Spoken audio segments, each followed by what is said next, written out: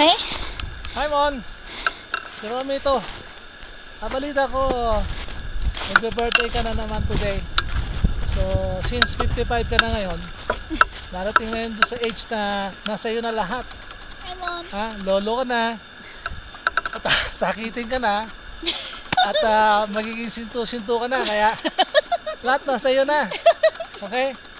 So, happy birthday ano pa ba masasabi ko?